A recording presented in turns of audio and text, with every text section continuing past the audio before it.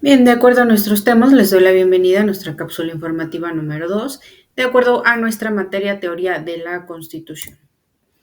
En este sentido, comenzaremos a hablar sobre las cuestiones del poder constituyente y es menester que lo definamos de acuerdo al diccionario jurídico, en este caso correspondiente a Rafael de Pina. Y el poder constituyente es la potestad asumida por una asamblea política inequívocamente asistida por la mayoría del país o atribuida al órgano del poder legislativo para la elaboración de una constitución o para reformarla. Partiendo de esta definición, concretamente, entraremos entonces de acuerdo a las cuestiones básicas de esta teoría de la Constitución, que es conocer aquellos eventos históricos gracias a los que hoy tenemos ciertos procedimientos constitucionales o procesos constitucionales que realmente se emplean dentro del derecho constitucional. Por lo tanto, el desarrollo del Congreso Constituyente. Recordemos que nuestro Estado mexicano iba saliendo de la dictadura básicamente de Porfirio Díaz, donde se empiezan a presentar y a manifestar pues los problemas donde llegaban a cabo pues a la no reelección y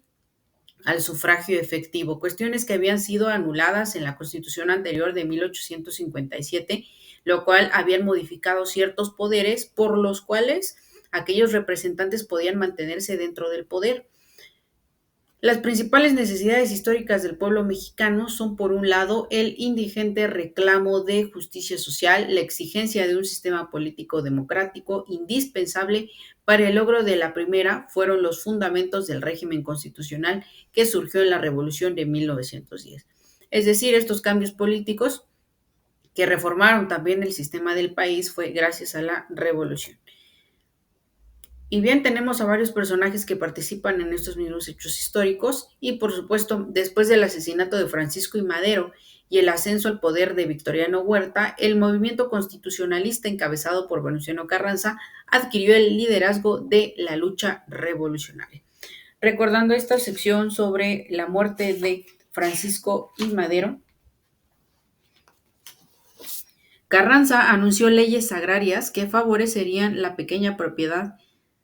y disolviendo los latifundios y restituyendo a los pueblos las tierras de que habían sido injustamente privados. Leyes fiscales tendientes a establecer un sistema equitativo de impuestos a la propiedad raíz, legislación para mejorar la condición del peón rural, del obrero, del minero y en general de las clases proletarias, establecimiento de la libertad municipal como institución constitucional, reorganización del ejército, reforma electoral, independencia del poder judicial,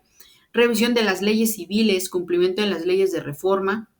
reformas a los principales códigos, revisión de las leyes relativas a la explotación de minas, petróleo, aguas, bosques y demás recursos naturales del país para destruir los monopolios creados por el antiguo régimen y evitar la formación de unos nuevos.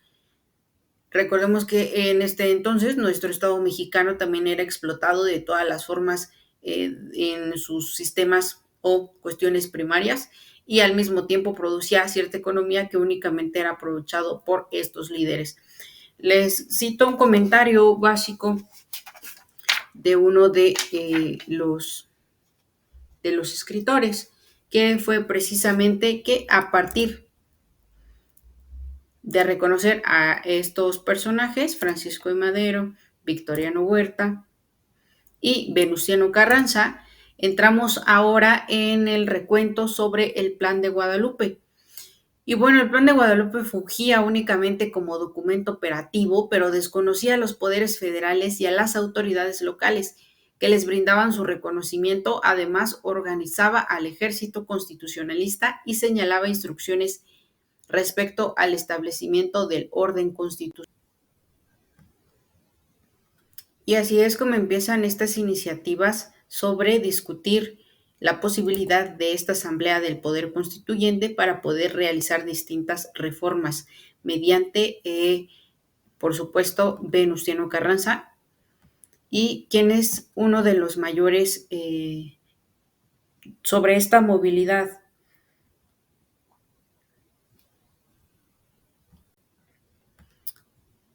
Y así en este tenor de personajes, Pues encontramos que tras el triunfo, el 12 de diciembre de 1914, Carranza expidió un decreto de adiciones al Plan de Guadalupe por medio del cual se añadían a su texto diversas exigencias de carácter eminentemente social, impulsadas por otras tendencias revolucionarias como el agrarismo de Emiliano Zapata.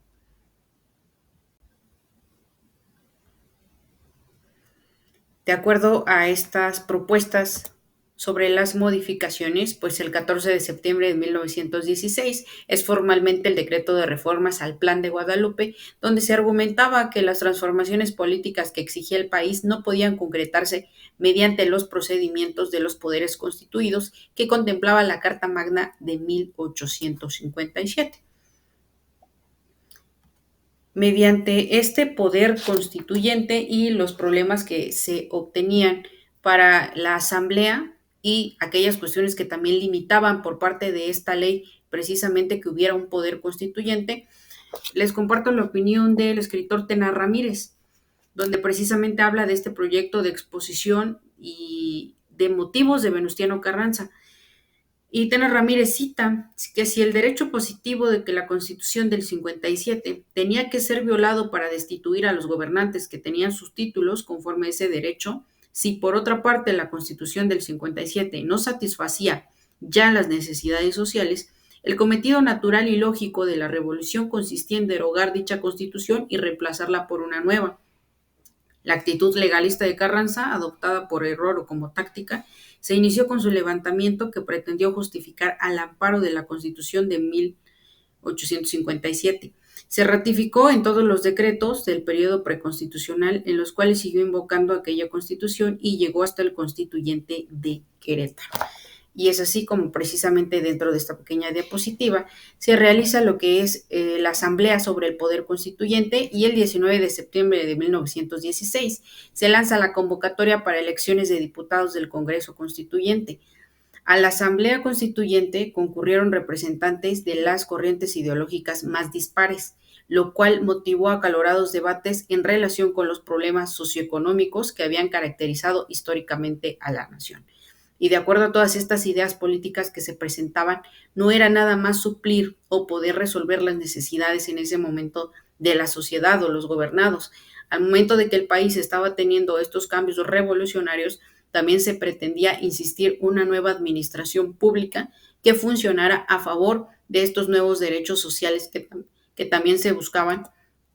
en beneficio, por ejemplo, de las clases trabajadoras, obreras, proletarios, que no contaban con ningún tipo de sistema de protección. Aparte de culminar este tema sobre los eventos históricos, las principales cuestiones debatidas en el constituyente.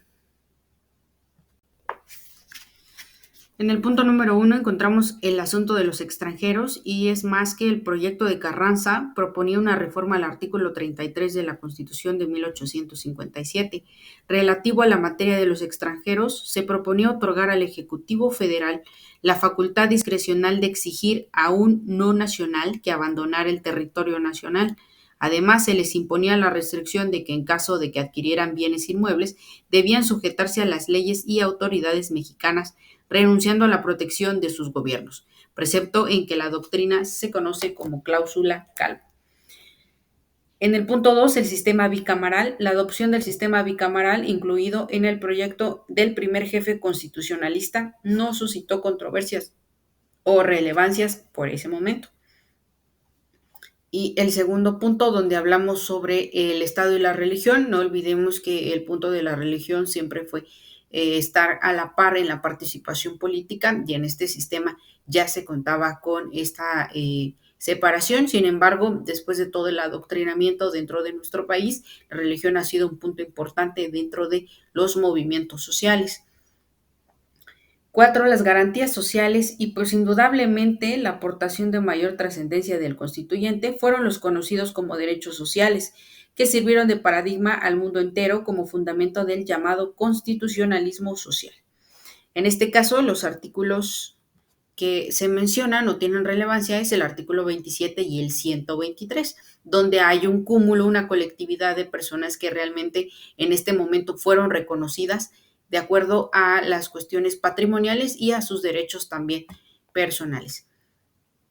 Por lo tanto, pues fueron uno de los principales triunfos de la revolución la aceptación del apartado denominado del trabajo y la previsión social, y también motivo de severas controversias, aunque al final fue aprobado por la unanimidad. Han pasado a la historia los discursos que los constituyentes defendieron la incorporación de los derechos de los trabajadores en el texto constitucional. Y así, mientras Fernando Lizardi se oponía a aquella al decir que la limitación de la jornada máxima del trabajo en el artículo quinto le queda al artículo exactamente con un par de pistolas a un santo Cristo. Otros como Cayetano Andrade, Heriberto Jara, Héctor Victoria, Froilán Manjarres y Alonso Cravioto preconizaron que la revolución debía traer como corolario una transformación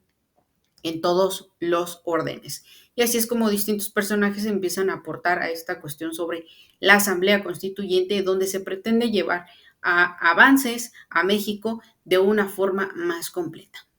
Siendo así, nos vemos para continuar con esta colección de temas correspondientes a nuestra Constitución, la que hoy nos representa de 1917.